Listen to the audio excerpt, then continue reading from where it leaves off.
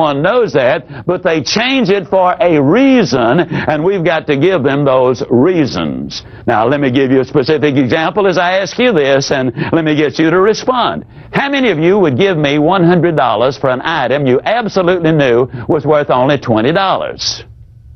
That's foolish, isn't it? All right? Now, understand, the sale is made in the mind of the prospect. When they're saying no, in most cases what they're saying is, based on what you've told me thus far, I'm not going to give you my big stack of money for the little value you offer me in the product. Now, you give me more value, and I'll separate myself from my money. And so every time you use a new clothes or new information, you build value and value and value and value. And only when the value gets above the price do you have a legitimate prospect. That's where you start closing the sale. Now, let's look at some closes that deal with specifically how to overcome the price objection by using your voice inflection. Now, as a matter of curiosity, how many of you ever get a price objection? Can I see your hands, please? All right. Now, let me say this. When you use the right words and you're selling the right product, and use the right inflection in your voice, then you've got an infinitely better chance of making the sale. Let me say that those voice inflections can completely change the meaning and intent of words. For example, how many of you realize that in the Bible it clearly says that man was born cursing? Did you know that? If you don't believe it, look it up. It's Job 3:1, and it clearly says, and Job cursed the day he was born. Now, the only thing is that little comma is not in there. When you took the comma and put it in, that completely changed the meaning. For example, let's take something like, I did not say he stole her money. Now, those are 8 words, and we can make them say 8 different things with voice inflection. This is why good professional salespeople need a cassette recorder, so they can record their presentation and listen to their voice and listen to that voice inflection. For example, when I say, I did not say he stole her money, that's just a statement of fact. But alter it slightly. I did not say he stole her money. Completely different meaning. Or, I did not. That's a vehement denial. Say he stole her money. Or, I did not say he stole her money. Completely different. Or, I did not say he stole her money. That was a rascal over there that did it. Or, I did not say he stole her money. He's going to put it back. I mean, he's just borrowing it. Or, I did not say he stole her money. It was hers that the rascal stole. Or, I did not say he stole her money. It was a diamond ring the rascal got. Now, you see, we took 8 words in one sentence, made them say 8 entirely different things. And when you become a serious student of selling and learn what those voice inflections are and how you can handle them, it makes a dramatic difference. Charles Osgood says, compared to the spoken word, Charles Osgood says, compared to the spoken word, a picture is a pitiful thing indeed. Words move people. They move them emotionally. Now, if you can put the word and the picture together, now we're in business. Now, different prospects will object differently. For example, one prospect might stomp his foot in essence and say, that price is ridiculous. How many of you have ever had somebody, really respond in a manner like that? Another one might say, well, it seems to me the price is a little high. You might have a good old boy down home type fella, and he might say, you folks kind of proud of that stuff you sell, ain't you? Now, they're all talking price, but you handle them in a totally different way. The one who says that price is ridiculous, you don't argue with him. You don't say, no, it's not either. You repeat what they said, but you do it this way.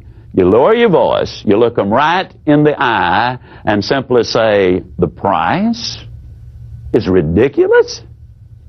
Now that sounded so simple, but you'll have to hear that a number of times to get that inflection right. What I did at the very end, my voice was rising. And what that does is it physically moves the objection back to the prospect side of the table. You are now selling on offense instead of defense because the prospect now has to defend their statement instead of you justifying the price. Now, because everything is selling, ladies, let me go ahead and tell you this, that works infinitely better even at home. For example, let's say that you beat your husband home. And you've had really a tough day, and as he walks in, you greet him warmly, of course, and give him a big old smooch, and then you back up about 3 steps, you look at him and a big old smile and say, honey, did you want to take me to Alamans or Farfallows for dinner? He might say, I don't want to take you anywhere to dinner. You don't argue with him, you just simply repeat what he said. You don't want to take me to dinner, hon? It almost ain't fair. It really is not. Now, let's say that it's grass cutting time, and so you say to your 14-year-old, okay, son, it's time to cut the grass. I don't want to cut the grass. You don't argue with him. You repeat what he said. You lower your voice. You look him right in the eye and say, you don't want to cut the grass, son? I can absolutely guarantee, whether you want them to take their toys to the back room or cut the television set off or get the repair person to come out and repair the air conditioning on a brutally hot Friday night, I can tell you it works dramatically better. Now, let's look at it another way. Let's say that one prospect might say, well, the price is a little bit high. Then we got a lot of different ways. For example, I call this the like it close. I simply say then, well, let me ask you, do you like it? And most things say, yeah, well, I like it. Well, Mr. Prospect, don't you believe that it's difficult to pay too much for something you really like? Well, they might say, well, you got a point, but yeah, I think you can pay too much for something you really like. But you've just crossed a little barrier. You now have got them thinking along these lines. And let me point this out. Sometimes when they object to the price, that's not the objection at all. So early on, you need to smoke it out. Is that the objection? And you do that simply by saying, well, let me ask you, if there were a way I could show you that the price not only is fair, but actually is more than fair, would you go ahead and take advantage of the offer that we're making to you this evening?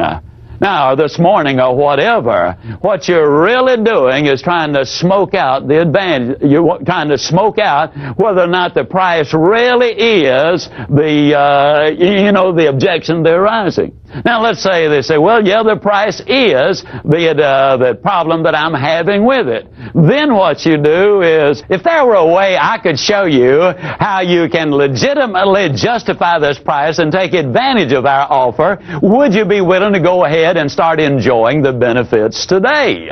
Now, if they say no, then what you need to do is to smoke out the real objection, because price really is not it. But if the answer is yes, then you simply ask the question, well, do you like the product? And most of the time, you're going to get an answer. Well, then the next question, don't you agree that it's difficult to pay too much for something you really like? Now, a lot of times that forces them to start that thought process, and you've just taken one step towards closing that sale. Then if they say yes, then you say, well, it's okay to do something nice for yourself. Now, if the answer is no, then you move into what we call the fear of loss close. And you do that with simply making this statement. Wouldn't you agree that it's better to invest a little more than you had planned instead of less than you should? Now, here's the reason I ask you that question. If you invest a little more than you had planned, you're talking peanuts. If you invest less than you should, and the service or product you buy won't do the job you need it to do, then you literally have lost everything. Now, if the prospect says the price is still too high, then you move to what we call the how much too much clothes. For example, for 15 years, I was in direct sales. I sold heavy-duty stainless steel cookware, and it carried a premium price for a very justifiable reason. And a lot of times, the prospect would say, well, yeah, your product is too much. And I'd say, well, give me a figure. How much too much? They'd say, well, $200 too much. Now, I would always write the $200 down. And then let me give you this little bit of data. I had a policeman take his .45 and shoot my little 8-inch frying pan from a distance of 12 feet, and had a documented statement notarized saying that he had done that, and you could just barely see the dent in that little pan. And so I had shown that to the prospects in the process of the demonstration, and I said, let me ask you, you say $200 too much. How long do you think this set of cookware is going to last you? And invariably they say, well, I think it'll last forever. Then I would say it certainly would last you at least 20 years, wouldn't it? And invariably they say, yeah, I don't think you'd have any trouble with that. Well, if you invest $200 too much over a 20-year stretch, what that amounts to is about $10 a year.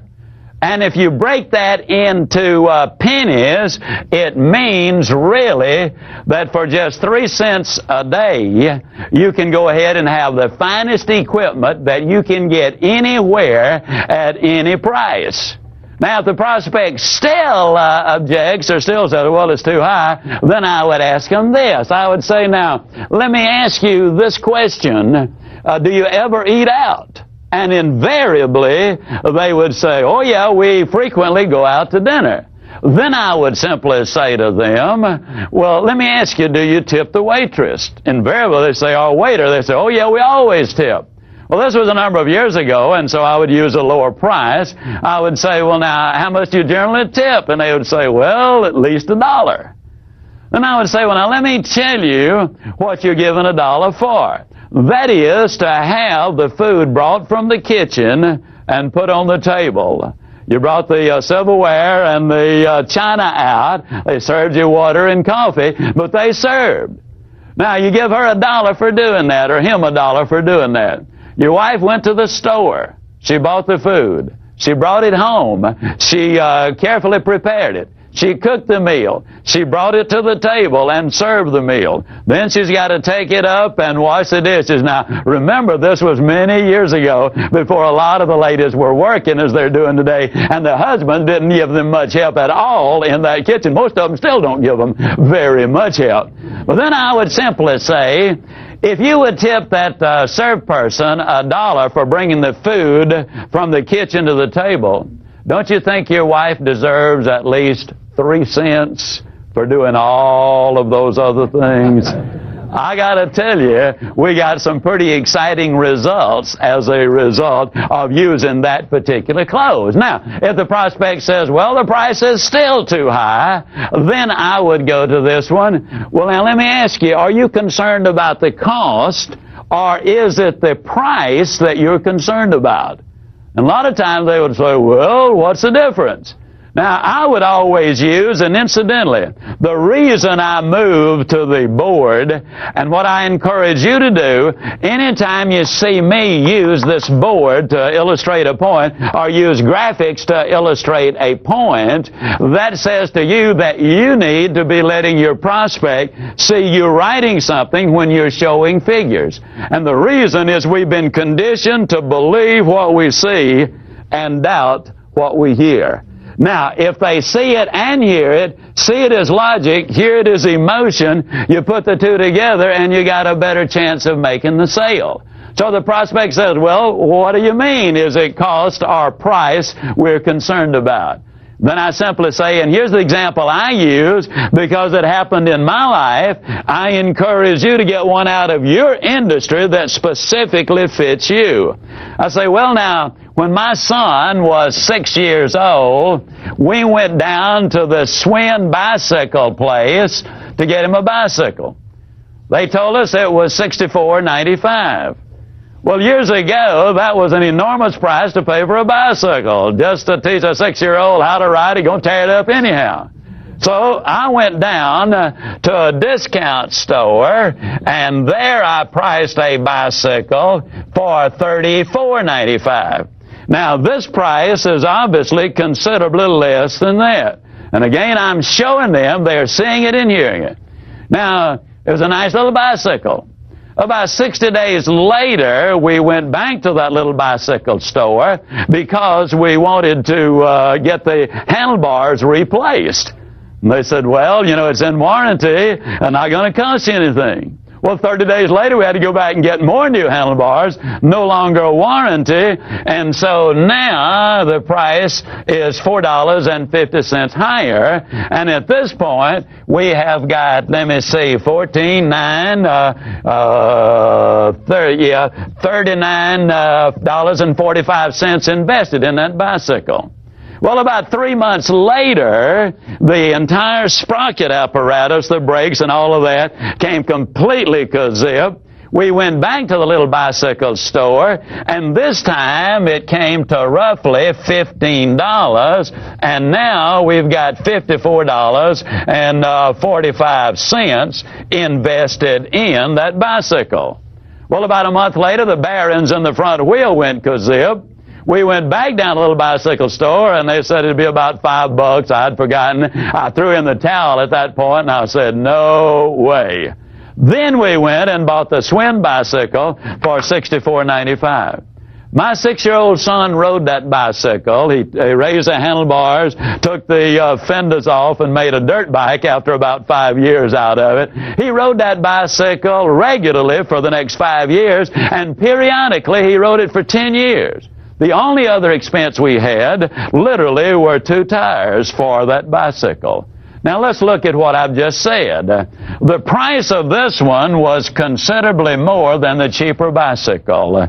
The cost of this bicycle right here, for 6 months, it cost us $54.45 or $9 per month for him to ride that bicycle. In 10 years, this bicycle cost $64.95, or the cost was $6.50 per year. Now, Mr. Prospect, let me ask you again. Is it price or is it cost you're concerned with? Now, the reason I stress that so strongly is simply this. A lot of people can beat us on price, but nobody can beat us on cost. And since price is a one-time thing and cost is a lifetime thing, don't you really want the best possible lowest cost that really is effective? Now, let's say you don't have time to do all of those things as far as dealing with price. Let's say you're at a counter somewhere and you've only got a few seconds to make the sale, and the prospect simply says, well, the price is a little high, and you just have that one moment. You look your prospect right in the eye and you simply say to them, you know, Mr. Prospect, many years ago, our company made a very basic decision. We decided that it would be easier to explain price one time.